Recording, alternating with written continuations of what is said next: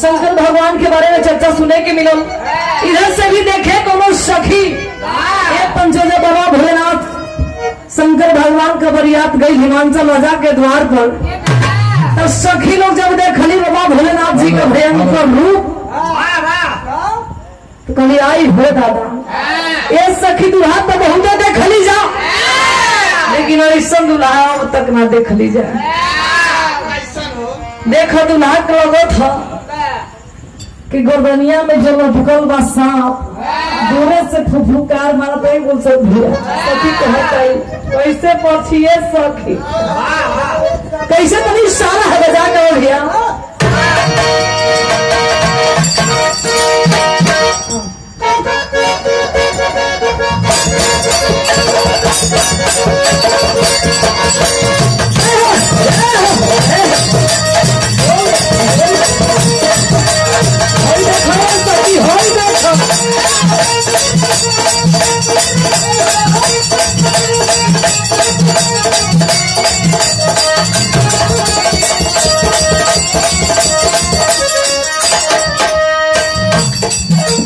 सखी हई देखा सब दुल्हाया ले सखी शेरवानी सूट पहिन करके भैया खाली ये सखी हई देखा कि दुल्हा का रंग रूप देखा है दादा बुझा तो दे तो कपड़े नहीं थे बस एक मिर्च छाला पहनले हो कैसे कहे सखी ने वो सखी दूसरी सखी ने कहो तरी इधर तो कौन हमारे सखी बारी ना, लेकिन आप लोग मान लो भैया इशारा हो समझ लिया आप लोग खुद बुद्धिजीवी बने।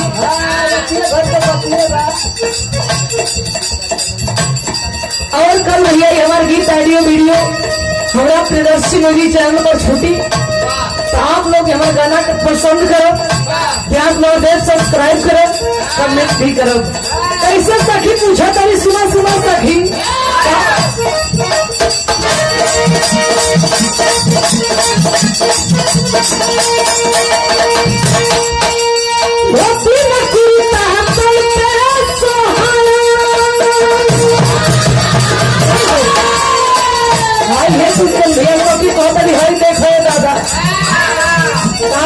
सखी दूर से डर लगता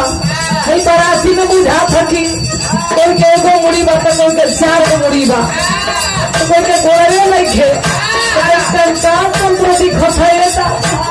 देखिए कैसे बताए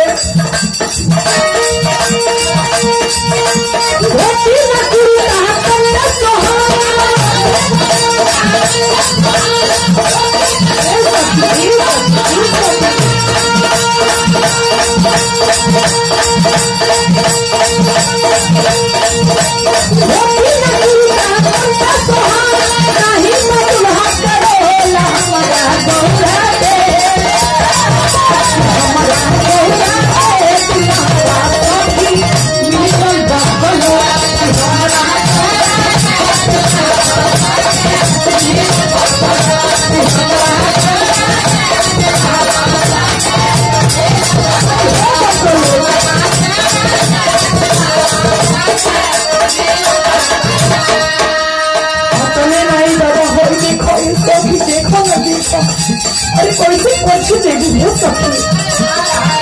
दूर से फुफकार मारता बुझा तक गाँव से देखिए और हरी गाँव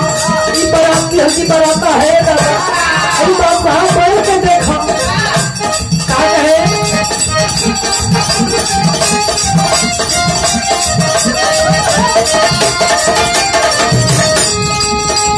बिछुआ को